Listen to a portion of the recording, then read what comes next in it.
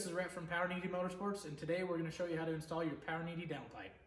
So today we are going to be using a 3/8 ratchet, short extension, 13mm socket, flathead screwdrivers, and some gloves if you prefer. First we got to pull off this top cover. You just lift gently and it'll all unsnap. Set that somewhere safely.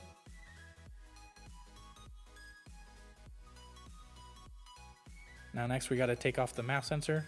It's got a safety clip, it's white. You just lift upward and then unclip it and pull it out. Next we'll loosen the clamp to the airbox. And we just push these silver tabs out of the way. There's 4 of them. And then you lift the airbox lid up and just pull it off the hose.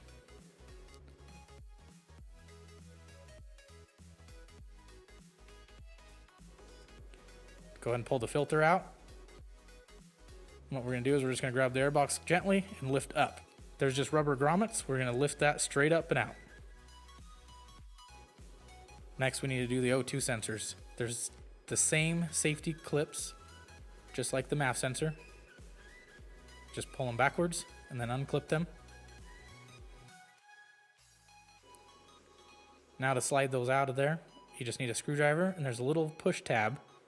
You just push to the left and push forward.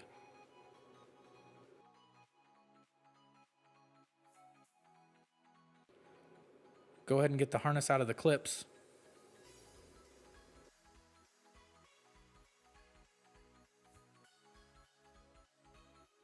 Now we have 2 options here. We can either undo the V-band from up top or from below.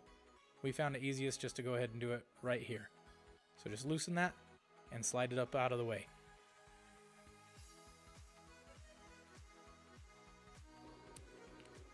So next we'll go underneath the car here. So there's 4 nuts total that we got to undo. As you can see, there's 2 right here that I'm pointing at. And then there's 2 more right above on the bracket, and they are bronze colored. Go ahead and remove those.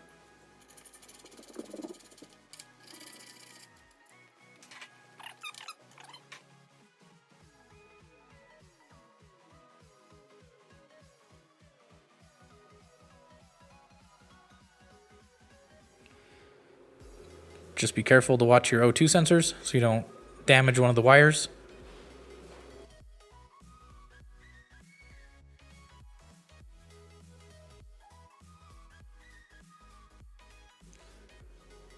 Now that we have the factory O2 out, we need to take this gasket out and transfer it over to the new downpipe. You can use a knife or a pick, just something that's fairly small and sharp and tough. And what you're going to do is just work slowly around the whole thing and it'll come out. Sometimes these are pretty stuck in there, so don't get frustrated, don't damage it.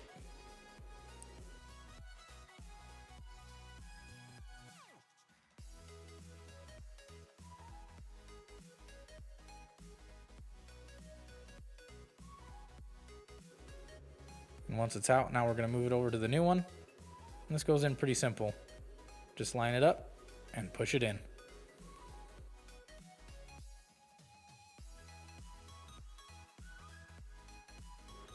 Alright, now reinstall. It's just exactly like we took everything apart. We'll just slide it up in there. Be careful again not to damage those wires. It's easiest if you line up the backside here, slide it into the exhaust pipe. Don't tighten anything down though.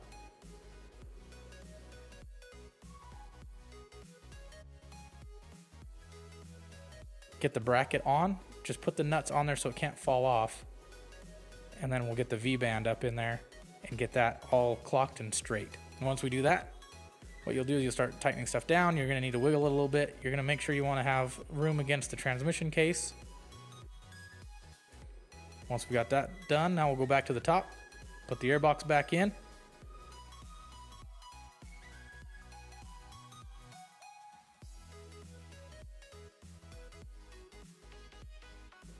Make sure you retighten your clamps. Get your O2 sensors plugged back in.